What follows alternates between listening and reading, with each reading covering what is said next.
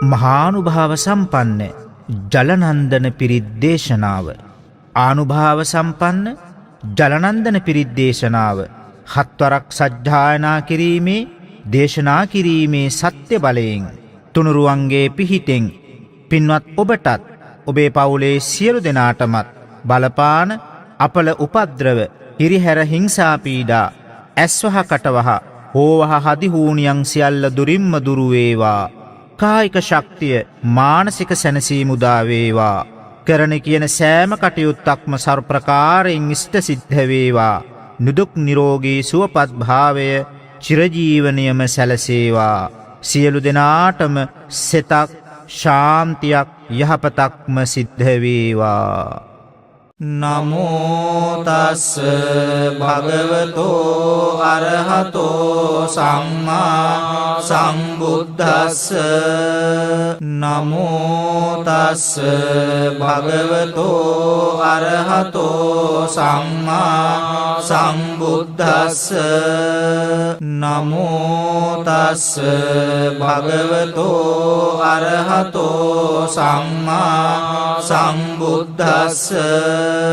චතුවිසති බුද්ධෝති යෝ භවිස්සති උත්තමං පාරමී බලයුත්තේහි ජලනන්දන මුත්තමං මනෝමානී ජලං තීරේ උත්තමං පත්ත චීවරේ පාරමීතේ ජලං හෝති සර්ව බන්ධන ඡේදනං ආනන්දෝති මහතේරං උත්තමං ධම්ම භණ්ඩකං යේන භික්ඛු මහතේරං සයනේ බන්ධන විද්වංසනං ඉතික්ඛ්‍රී ලෝක බුද්ධේහි යේන ධම්මානුභාවතෝ යන්ත්‍ර මන්ත්‍ර හරං කତ୍වා විනාසං බුද්ධානුභාවතෝ මුනින්දෝ හෝති නමෝ බුද්ධං මාරසේනාපවිජ්ජති දස කෝටි සහස්සානි සර්ව බන්ධන ඡේදනං පාරමිතා ගුණා හොන්ති සෝ භවිස්සති උත්තමං අනේක ජාති සංසාරං සහස්සං ධම්මානුභාවතෝ සයනෝ වා සහස්සානි උත්තමං ගුණ පුග්ගලං අසීතින් යේන සබ්බේපි සබ්බ සිද්ධි භවන්තු තේ අසීතින් දස තේජේන සර්ව භය විනාශනං සර්ව රෝග විනාශන්තු සර්ව බන්ධන ඡේදනං යක්ෂ භූත පිශාචාත්ම ග්‍රහ දෝෂ විනාශනං නමෝස්තු තේ බුද්ධ රාජ සර්ව දෝෂ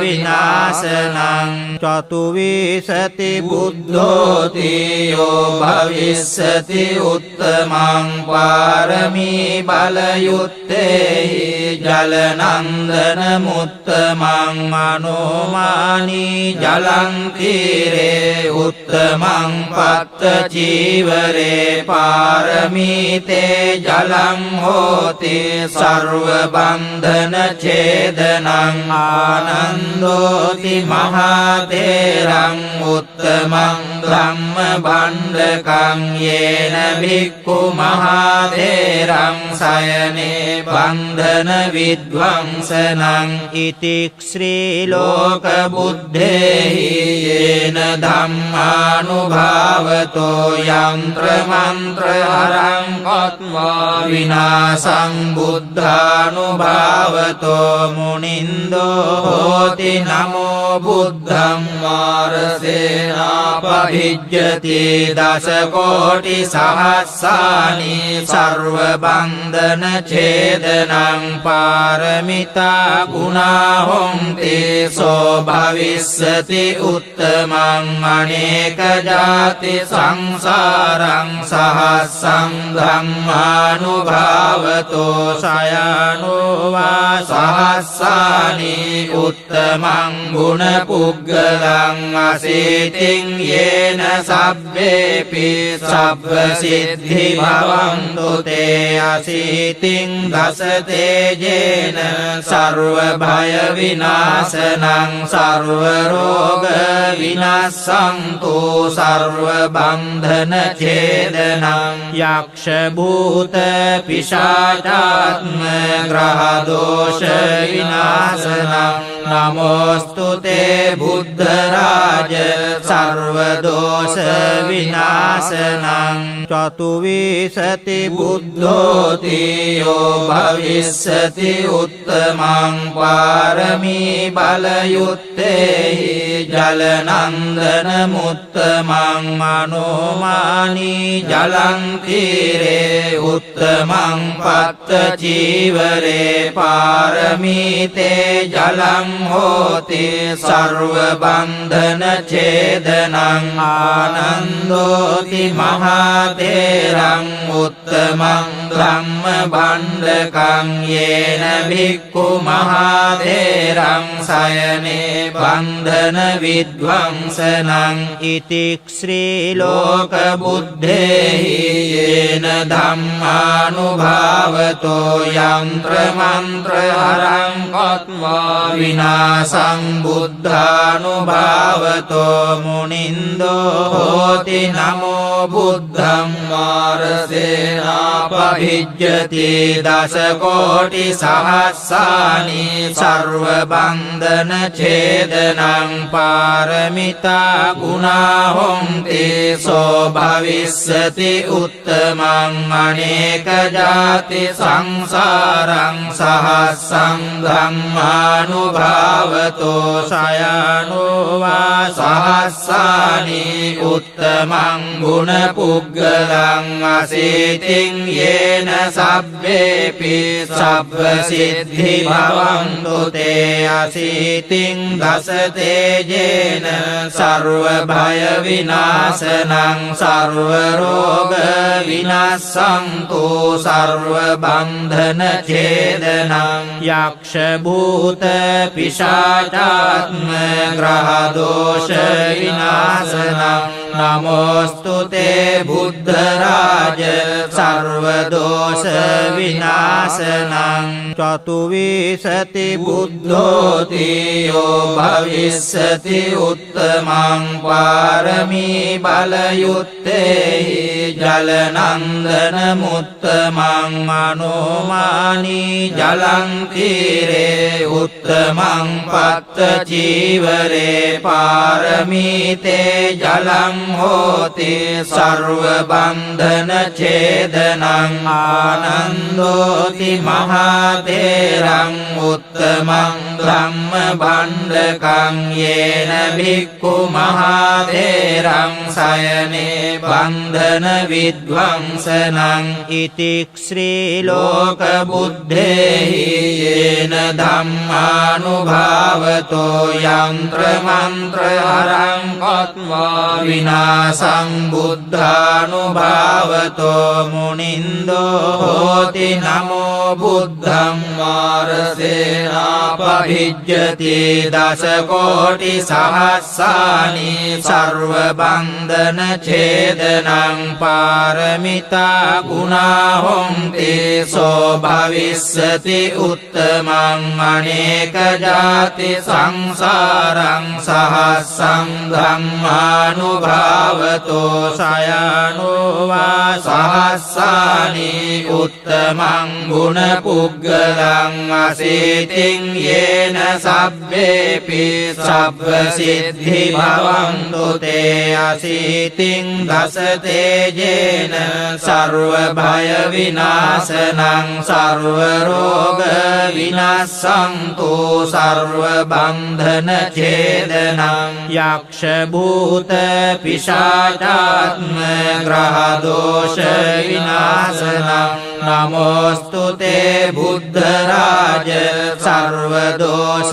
විනාශනං චතුවිසති බුද්ධෝති යෝ භවිස්සති උත්තමං පාරමී බලයුත්තේහි ජලනන්දන මුත්තමං මනෝමානී ජලං තීරේ උත්තමං පත්ත චීවරේ පාරමීතේ ජලං හෝති සර්ව බන්ධන ඡේදනං ආනන්දෝති මහතේරං උත්තමං ධම්ම භණ්ඩකං යේන භික්ඛු මහතේරං සයනේ බන්ධන විද්වංසනං ඉතික්ඛ්‍රී ලෝක බුද්ධේහි යේන ධම්මානුභාවතෝ යන්ත්‍ර මන්ත්‍ර හරං කତ୍වා විනාසං බුද්ධානුභාවතෝ මුනින්දෝ හෝති නමෝ බුද්ධං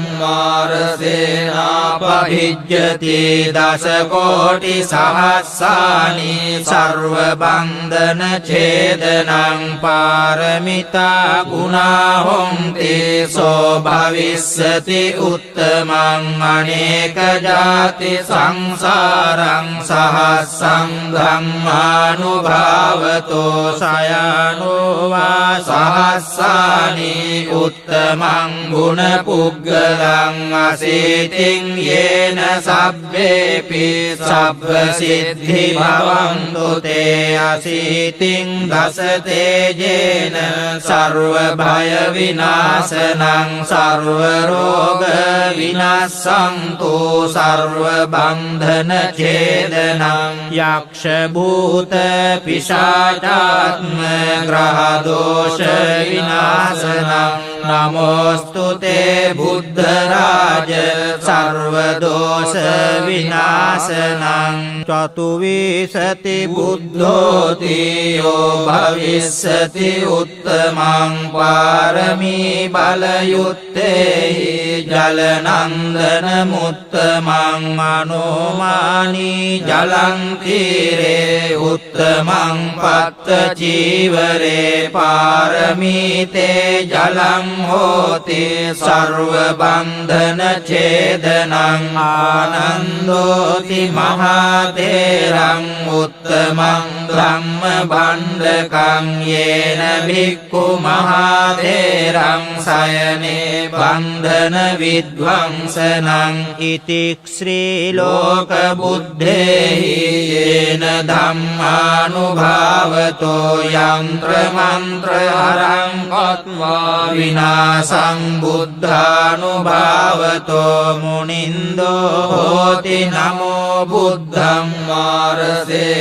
මාරසේනාපහිජ්ජති දස කෝටි සහස්සානි සර්ව බන්ධන ඡේදනං පාරමිතා ගුණා හොන්ති සෝ භවිස්සති උත්තමං අනේක ජාති සංසාරං සහස්සං ධම්මානුභාවතෝ සයනෝ වා සහස්සානි උත්තමං ගුණ පුග්ගලං අසීතින් යේන සබ්බේපි සබ්බ සිද්ධි භවන්තු තේ අසීතින් දස තේජේන සර්ව භය විනාශනං සර්ව රෝග විනාශන්තු සර්ව බන්ධන ඡේදනං යක්ෂ භූත පිශාචාත්ම ග්‍රහ දෝෂ විනාශනං නමෝස්තු තේ බුද්ධරාජ සර්ව දෝෂ විනාශනං චතුවිසති බුද්ධෝති යෝ භවිස්සති උත්තමං පාරමී බලයුත්තේහි ජලනන්දන මුත්තමං මනෝමානී ජලං තීරේ උත්තමං පත්ත චීවරේ පාරමීතේ ජලං හෝති සර්ව බන්ධන ඡේදනං ආනන්දෝති මහතේරං උත්තමං ධම්ම භණ්ඩකං යේන භික්ඛු මහතේරං සයනේ බන්ධන විද්වංසනං ඉතික්ඛ්‍රී ලෝක බුද්ධේහි යේන ධම්මානුභාවතෝ යන්ත්‍ර මන්ත්‍ර හරං කତ୍වා විනාසං බුද්ධානුභාවතෝ මුනින්දෝ හෝති නමෝ බුද්ධං මාරසේනාපභිජ්ජති දස කෝටි සහස්සානි සර්ව බන්ධන ඡේදනං පාරමිතා ගුණා හොන්ති සෝ භවිස්සති උත්තමං අනේක ජාති සංසාරං සහස්සං ධම්මානුභාවතෝ සයනෝ වා සහස්සානි උත්තමං ගුණ පුග්ගලං අසීතින් යේන සබ්බේපි සබ්බ සිද්ධි භවන්තු තේ අසීතින් දස තේජේන සර්ව භය විනාශනං සර්ව රෝග විනාශන්තු සර්ව බන්ධන ඡේදනං යක්ෂ භූත පිශාචාත්ම ග්‍රහ දෝෂ විනාශනං නමෝස්තු තේ බුද්ධ රාජ සර්ව දෝෂ විනාශනං සබ්බීතියෝ විවජ්ජන්තු සබ්බ රෝගෝ විනස්සතු මාතේ භවත්වන්තරායෝ සුඛී දීඝායුකෝ භව නක්ඛත් යක්ඛ භූතානං පාපග්ගහ නිවාරණා පරිත්තස්සානුභාවේන හන්තු තේ සම්මුපද්දවේ නක්ඛත් යක්ඛ භූතානං පාපග්ගහ නිවාරණා පරිත්තස්සානුභාවේන හන්තු තේ සම්මුපද්දවේ නක්ඛත් යක්ඛ භූතානං පාපග්ගහ නිවාරණා පරිත්තස්සානුභාවේන හන්තු තේ සම්මුපද්දවේ සබ්බේ බුද්ධා බලප්පත්තා පච්චේකානං ච යම් බලං අරහං තානං ච තේජේන රක්ඛං බන්ධාමි සබ්බසෝ සබ්බේ බුද්ධා බලප්පත්තා පච්චේකානං ච යම් බලං අරහං තානං ච තේජේන රක්ඛං බන්ධාමි සබ්බසෝ සබ්බේ බුද්ධා බලප්පත්තා පච්චේකානං ච යම් බලං අරහං තානං ච තේජේන රක්ඛං බන්ධාමි සබ්බසෝ ආකාශට්ඨා ච බුම්මට්ඨා දේවානාගා මහිද්దికා පුඤ්ඤන්තං අනුමෝදිත්වා චිරං රක්ඛන්තු ලෝක සාසනං ආකාශට්ඨා ච බුම්මට්ඨා දේවානාගා මහිද්దికා පුඤ්ඤන්තං අනුමෝදිත්වා චිරං රක්ඛන්තු ලෝක සාසනං ආකාශට්ඨා ච බුම්මට්ඨා දේවානාගා මහිද්దికා පුඤ්ඤන්තං අනුමෝදිත්වා චිරං රක්ඛන්තු ලෝක සාසනං දේවෝ වස්සතු කාලේන සස්ස සම්පත්ති හේතු ච පීතෝ භවතු ලෝකෝ ච රාජා භවතු ධම්මිකෝ